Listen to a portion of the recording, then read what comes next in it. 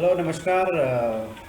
Good morning. This is Aryan Rana. Welcome to सनातन श्री रामकृष्ण सनातन धर्म गुरुकुल। आज हम धर्म में विघ्नहर्ता मंगल मूर्ति प्रथम पूज्य भगवान गणेश की बात करते हैं और कुछ रोचक तथ्यों पर रोशनी डालते हैं। गणपति बप्पा हर वक्त के घर में विराजमान हो चुके हैं। भगवान गणेश की स्तुति गाने के लिए भक्त हर समय गणपति बप्पा मोरया का जप करते हैं, लेकिन हम में से कितने लोग जानते हैं कि मोरया शब्द का अर्थ क्या दर्शाता है। गणपति बप्पा में मौर्य शब्द का क्या महत्व है।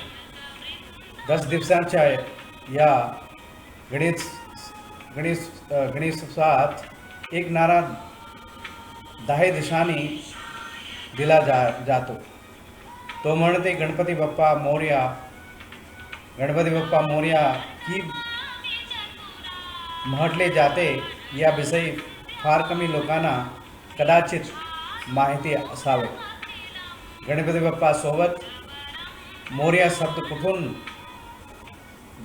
जुळून आला यामागे 600 वर्ष जुनी कथा आहे। The word Maurya refers to a famous devotee of Lord Ganesh in the 14th century called Maurya Gosavi.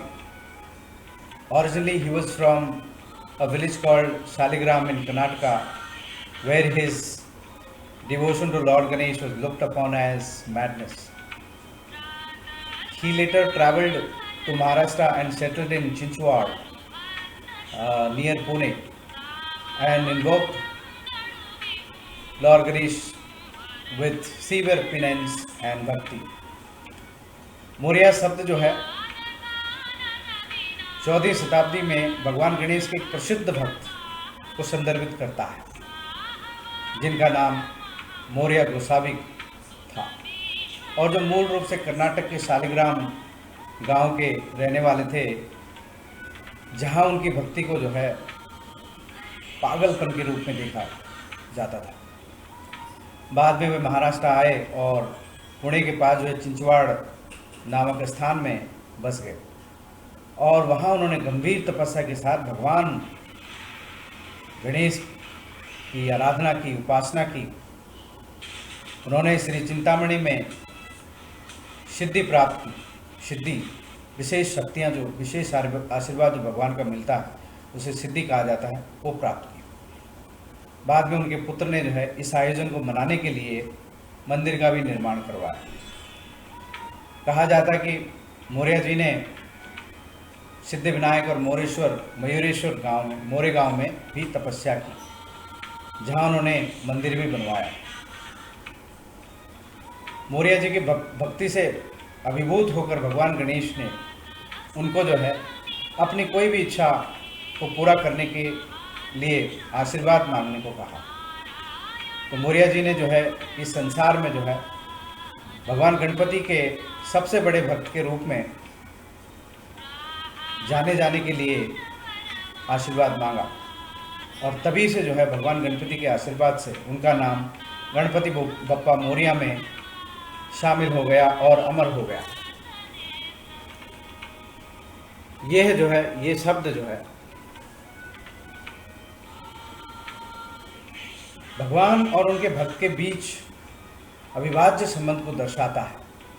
इसलिए गणेश भक्ति के समय गणपति बप्पा मोरया का नारा अवश्य लगाएं और याद रखें, तभी भगवान जो है आप पर और ज़्यादा प्रसन्न होंगे।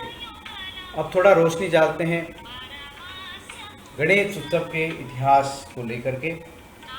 वैसे तो भगवान गणपति जो है पुराणों में जो है उनका वर्णन है। नारद पुराण, गणेश पुराण, शिव पुराण,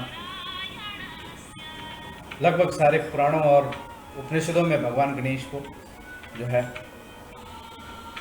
प्रथम पूज्य भगवान की जो है उपाधि मिली हुई है। लेकिन आज के समय में गणेश चतुर्थी उत्सव का पहला जो ऐतिहासिक रिकॉर्ड है वो जो है छत्रपति शिवाजी महाराज मराठा साम्राज्य के जो संस्थापक थे उनके युग का है। वो जो है भगवान गणेश उनके कुल देवता थे और पारिवारिक देवता माना जाता। छत्रपति शिवाजी महाराज ने 16वीं ईस्वी के दशक में पुणे में गणेश चतुर्थी को बहुत धूमधाम से मनाया। इसके बाद पेशवाओं ने भी इस त्यौहार को जारी रखा और खूब धूमधाम से मनाया। After the start of the British Raj, the Ganesh festival lost state patronage and became a private family celebration in Maharashtra until its revival by Indian freedom fighter and social reformer Lokmanya Tilak ji। Shri बाल गंगाधर तिलक ने 1893 में ब्रिटिशों से लड़ने के लिए एक रणनीति अपनाई और सार्वजनिक गणेश उत्सव जो है उसकी शुरुआत की।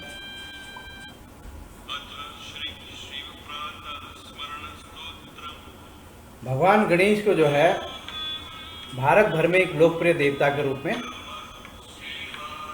माना जाता है, बहुत लोकप्रिय देवता है। और गणेश चतुर्थी एक घरेलू उत्सव के तौर पर मनाया जाता था। वर्ष जैसे मैंने कहा 1893 में स्वतंत्रता सेनानी श्री बाल गंगाधर तिलक ने इस उत्सव को एक निजी उत्सव से एक भव्य सार्वजनिक कार्यक्रम में परिवर्तित किया ताकि भारत को अंग्रेजों के खिलाफ एकजुट किया जा सके। अंग्रेजों ने भारतीयों को बड़े समूह में मिलने के लिए मना किया था और सामूहिक कार्यक्रमों पर अंकुश लगा रखा था, लेकिन धार्मिक कार्यक्रमों के लिए इकट्ठा होने पर कोई पाबंदी नहीं थी। श्री तिलक जी ने इसका फायदा उठाया और गणेश चतुर्थी के लिए मंडपों का निर्माण कराने को कहा और बड़े बड़े होर्डिंग्स वगैरह उन्होंने लगवाए। उन्होंने विशाल गणपति की मूर्तियां और सार्वजनिक समारोह को भी प्रोत्साहित किया। भगवान गणेश के आशीर्वाद से, बाधाओं के हटने से न केवल भारतीय स्वतंत्रता संग्राम में दिव्यता आई, बल्कि लोगों में ईश्वर भक्ति की भावना भी जागृत हुई, देशभक्ति की भावना जागृत हुई और लोगों ने जो है आज़ादी की लड़ाई में जो है बढ़ चढ़कर हिस्सा लिया। इस प्रकार भगवान गणेश ने जो है हमारी आज़ादी में भी बहुत बड़ा रोल प्ले किया है। लेकिन इस वर्ष कोविड की वजह से जो है सार्वजनिक पंडालों में गणपति को बिठाना प्रतिबंधित है। लेकिन तब से जो है पिछले साल तक महाराष्ट्र में सार्वजनिक पंडालों की संख्या जो है ना वो लगभग 50 से 60 हज़ार से ज़्यादा हो चुकी है। अकेले मुंबई में लगभग 10,000 से भी ज़्यादा पंडालों में भगवान गणपति की मूर्ति स्थापित होती है और आंकड़ों के मुताबिक घर में आने वाले घर में जो स्थापित गणपति होते हैं सिर्फ मुंबई में जो है लगभग 3 लाख से ज़्यादा घरों में जो है भगवान गणपति की मूर्तियाँ बिठाई जाती हैं और गणपति उत्सव से जो है बहुत बड़ी संख्या में रोजगार भी उत्पन्न होते हैं। हालांकि इस साल जो है उनमें काफ़ी कमी आई होगी और काफ़ी नुकसान जो है झेलना पड़ा होगा। इसमें जो है मूर्ति बनाने वाले जो हैं वो काफ़ी इम्पोर्टेंट होते हैं और उनका जो बिजनेस है उस पर काफ़ी फर्क पड़ा होगा। मुंबई और पुणे के अलावा जो है एक जगह जहाँ गणेश मूर्तियों को बनाने के लिए जो मशहूर है वो है और उनको जो है मूर्ति बनाने में महारत हासिल है वह महाराष्ट्र का पेन जिला है, जहाँ लगभग 500 से ज़्यादा कार्यशालाओं में करीब हजार से ज़्यादा लोग कारीगर काम करते हैं और 10 लाख से भी ज़्यादा मूर्तियाँ हर साल वहाँ बनाई जाती हैं, जिन्हें विदेश भी भेजा जाता है, एक्सपोर्ट किया जाता है, यूके, यूएस एक्सेट्रा। और मुंबई की बात की जाए तो मुंबई में कामली परिवार हैं जो 1935 से गणपति की मूर्तियों का डिज़ाइन और निर्माण करते हैं। इस साल इन सबको और बीमा कंपनियों को भी भारी नुकसान झेलना पड़ा होगा, क्योंकि जब गणपति पंडालों में नहीं है तो बीमा भी नहीं होगा। अकेले अगर मुंबई की बात की जाए तो लगभग जो है 500-600 करोड़ का बीमा जो है हर साल पंडालों में होता है और मुंबई के प्रसिद्ध लाल बागचा राजा स्वयं आपको चौंका देने वाला 50 करोड़ रुपए का जो है उनका उससे भी ज़्यादा का बीमा कवर होता है। लाल बागचा राजा मंडल जो है भारत के सबसे पुराने मंडलों में से एक है, जिसकी स्थापना 1944 में हुई थी। सबसे पहले लाल बागचा राजा मुंबई के मछुआरों द्वारा स्थापित किया गया था। लाल बागचा राजा जो है भारत में सबसे लंबे विसर्जन के जुलूस की मेजबानी भी करता है। यह 10 बजे शुरू होता है और सुबह 4 बजे समाप्त होता है। इसके अलावा जो है गणेश उत्सव जो है दुनिया भर में भी मनाया जाता है। भगवान गणेश की दिव्यता सिर्फ भारत भर में ही नहीं फैली है, वास्तव में उनका आशीर्वाद भारत की सीमाओं के पार थाईलैंड, कंबोडिया, चीन, नेपाल, जापान और यहाँ तक कि अफगानिस्तान जैसे देशों में फैली हुई थी।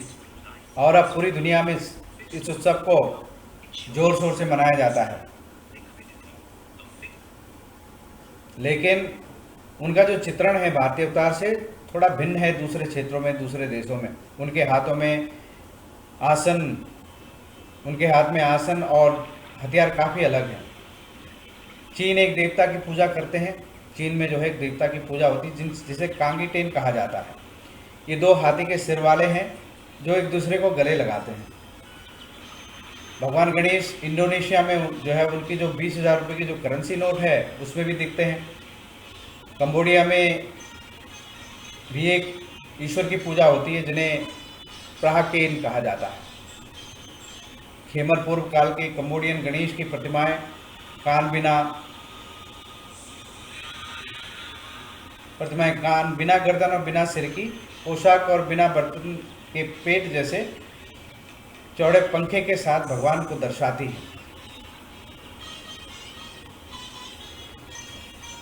भगवान गणेश के जो है 108 नाम है, जिसमें विघ्नहर्ता, बाधाओं को दूर करने वाले, बाधाओं का निवारण करने वाले, विद्या और बुद्धि के दाता के रूप में मुख्य जाने जाते हैं। और